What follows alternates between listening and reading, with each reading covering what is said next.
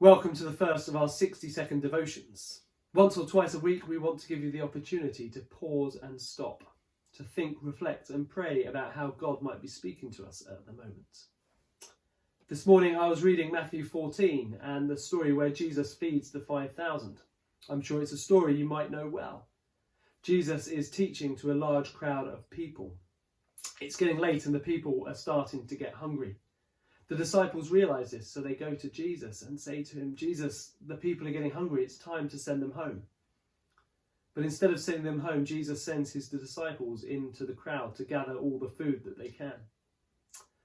A little boy comes up to the disciples and he offers his 5 loaves and 2 fish. The disciples go to Jesus. "There's not enough," they tell him. But Jesus says, "Trust me." And he prays over the food and they distribute what's there, and there's plenty for the crowd. In fact, there's so much that there's baskets of food left over. Once Jesus has finished teaching, he goes onto the hillside to be alone, to disconnect from everybody and spend time in prayer, reflecting with God, his Father.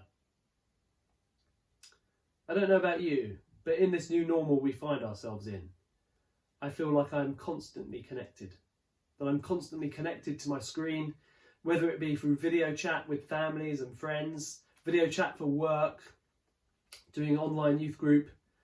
I feel like I'm connected for my entertainment with the TV and with video games. And maybe once a day we need to disconnect, just as Jesus did after performing that miracle and teaching to the crowd. So as we move forward, I'd love to challenge you to unplug once a day.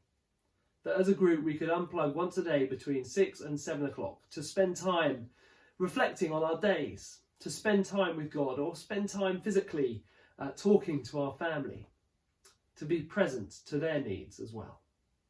We'd love to know how you get on.